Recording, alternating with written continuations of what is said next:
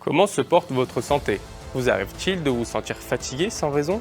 Vous avez peut-être de l'hypertension, des œdèmes, de l'inflammation, de l'asthme, de l'eczéma, du surpoids, un cancer ou peut-être des difficultés de sommeil.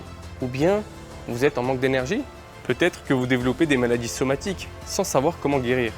Ou peut-être qu'il vous arrive d'être trop impatient, profondément triste, envieux et très ou trop en colère. Ou souffrez-vous de dépression? Avez-vous des manques de concentration? Sachez que cette vidéo est faite pour vous, car nous allons découvrir les bienfaits du jeûne.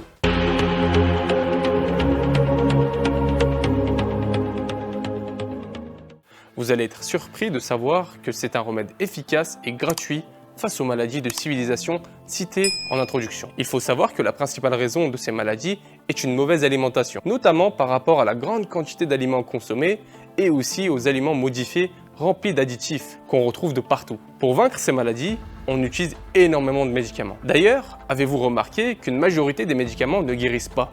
On les utilise pour soulager la maladie jusqu'à que notre corps guérisse seul. Mais malheureusement, en voulant réparer une partie de notre santé, on détruit une autre partie, car il existe beaucoup d'effets secondaires.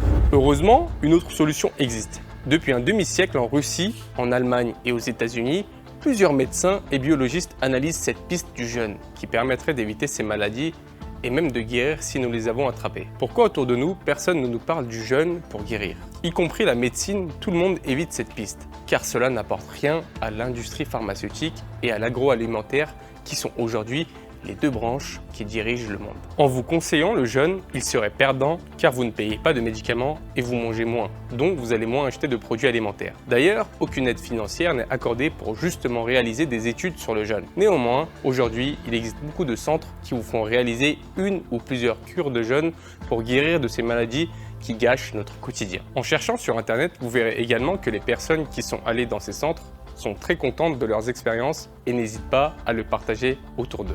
Pendant le jeûne, voyons comment le corps fournit le carburant nécessaire à sa survie. Il faut savoir que le corps possède 3 carburants qui sont le glucose, les lipides et les protéines. Le carburant principal est le glucose. Notre cerveau en a absolument besoin pour fonctionner. En 24 heures de jeûne, le corps n'a plus de glucose et il doit continuer d'alimenter le cerveau. Donc, il va en produire en petite quantité grâce aux protéines. Cependant, c'est le foie qui va effectuer le travail le plus important en transformant les lipides en corps cétoniques. Ceux-ci continueront d'alimenter le cerveau et le cœur. Le corps va aller prendre sa source d'énergie dans la masse graisseuse, ce qui va nous permettre de perdre du poids. Le jeûne provoque un état de stress qui relance chez nous les mécanismes d'autorégulation qui restent d'habitude passives à cause de notre mode de vie. Ces mécanismes améliorent de nombreux paramètres sanguins comme la glycémie, le cholestérol, les triglycérides et le taux d'insuline. Un des mécanismes qui s'active avec ce stress est l'autophagie. C'est une façon naturelle du corps de renouveler ses propres cellules et donc d'éliminer les cellules défectueuses ou malades. Les médecins ont également constaté chez les personnes qui jeûnent la présence d'adrénaline, de noradrénaline, de dopamine, de leptine, de sérotonine, c'est-à-dire des hormones qui régulent fortement le métabolisme. Le jeûne possède énormément de bienfaits. Par exemple, il fait disparaître les matières qui provoquent l'œdème et l'inflammation. Il a un impact positif sur les maladies mentales, sur la personnalité, sur les maladies somatiques comme l'hypertension, la polyarthrite, l'asthme et l'eczéma. Sur le rythme circadien, cela inclut donc votre cycle de sommeil. Contre les rhumatismes, sur le syndrome métabolique, les problèmes cardiaques ou les problèmes d'estomac et d'intestin. Savez-vous que la seule solution pour réparer la paroi interne des intestins est de ne rien manger au moins 13 heures par jour? Pour résumer, le jeûne permet en fonction de votre métabolisme d'éviter ou de guérir des maladies de civilisation. Je vous laisse rechercher cette grande liste, mais les maladies les plus connues de cette liste sont le cancer, l'obésité et le diabète. D'ailleurs, un médecin traitant que nous connaissons nous a avoué avoir vaincu le cancer à 2 reprises avec la méthode du jeûne. Le fait de jeûner provoque aussi des effets stimulants, antidépresseurs et calmants. Certaines personnes disent que le jeûne est dangereux, mais les découvertes ne sont pas du même avis. En effet, les manchots empereurs jeûnent souvent. Par exemple, ils peuvent jeûner jusqu'à 4 mois en couvrant l'œuf. Le jeûne devient dangereux quand on puise énormément sur les réserves de protéines.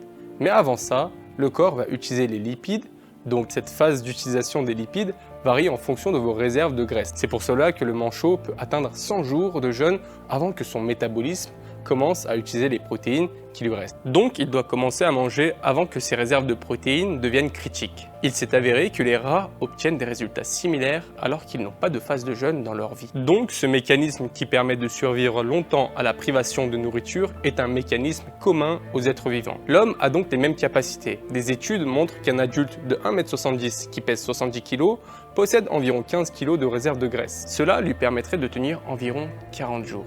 Il faut donc savoir que notre organisme est mieux équipé pour supporter la carence de nourriture que l'excès.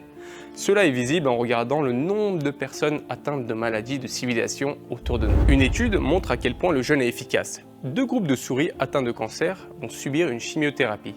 Un groupe va jeûner 48 heures avant la thérapie et l'autre groupe va s'alimenter normalement. Les résultats sont surprenants car les souris qui ont jeûné ont survécu et ont retrouvé leurs habitudes et étaient en bonne santé. Alors que parmi les souris qui ont mangé normalement, seulement 35% ont survécu, mais leur santé n'était pas rétablie.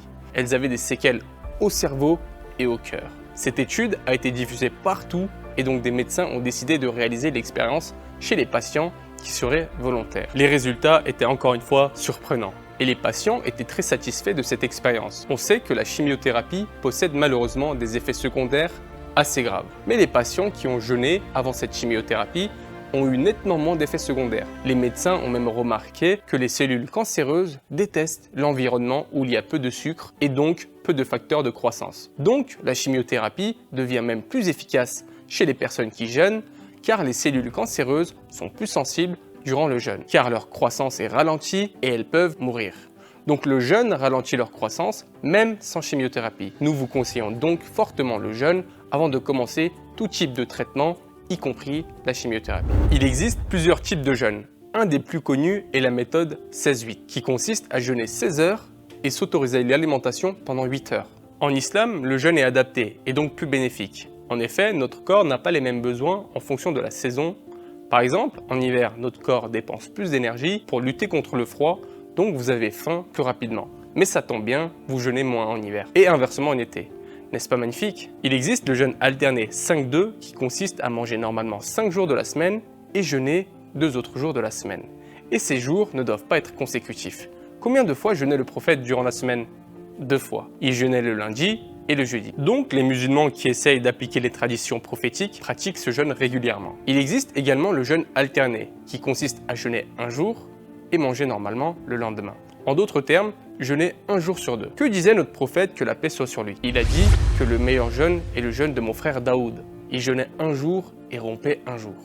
Les cures de jeûne hydrique varient entre 10 à 40 jours. Pour ceux qui veulent se lancer dans ce type de jeûne, il faut savoir que c'est assez compliqué et qu'il est préférable d'être encadré, car on ne mange pas pendant très longtemps. Cependant, les résultats sont vraiment bénéfiques. Parmi les obligations de l'islam, il y a le jeûne du mois de Ramadan, qui dure un mois complet, mais qui n'est pas un jeûne hydrique, mais plutôt un jeûne intermittent, qui dure un mois, donc c'est plus accessible et la durée de ce jeûne permet d'en tirer beaucoup de bénéfices si on mange équilibré pendant la période autorisée. Si après un mois de jeûne, vous ne retrouvez pas la santé, cela ne veut pas dire que le jeûne est inefficace, mais que vous n'avez pas respecté tous les conseils du prophète, que la paix soit sur lui. À nous de faire attention à tout ce qui rentre dans notre estomac et de réduire au maximum tout ce qui peut être de trop. Nous avons donc vu quelques exemples de jeûnes qui existent et on remarque encore une fois à quel point l'islam est magnifique. Car elle nous permettait déjà de pratiquer ces jeûnes d'une certaine manière avant que la science découvre les bienfaits sur le corps. On remarque également que les jeûnes qui existent sont inspirés en grande partie de la religion.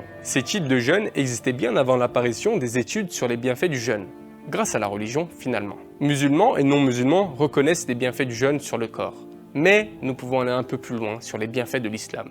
Que disait le messager d'Allah, que la paix soit sur lui? Jamais un être humain n'a rempli pire récipient que son ventre.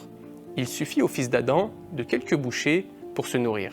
Mais s'il ne peut s'en contenter, qu'il réserve un tiers de son estomac à sa nourriture, un tiers à sa boisson et qu'il laisse le dernier tiers vide pour lui permettre de respirer. Finalement, en pratiquant l'islam, on protège notre corps de ces maladies. Les règles de l'islam sont encore une fois là pour nous protéger. À une époque où la médecine n'est pas avancée, comment notre prophète pouvait savoir toutes ces méthodes? Le prophète savait que le jeûne était bon pour la santé. La preuve, il a dit « Jeûnez, vous acquérez la santé ». Donc, il ne demandait pas de jeûner seulement pour l'aspect spirituel, car rappelons que le jeûne permet également d'améliorer son comportement avec autrui d'augmenter notre générosité et notre charité. Cela permet de renforcer les liens de parenté et les liens avec l'entourage. C'est également une bonne occasion d'étudier la science. Le jeûne éduque le musulman en lui apprenant la maîtrise de soi et développe le sentiment d'union, de fraternité et de concorde. Mais il ne faut pas oublier que l'objectif principal du jeûne est la piété qui résume tous les autres bienfaits spirituels. Nous vous souhaitons donc un excellent mois de Ramadan, qu'Allah vous récompense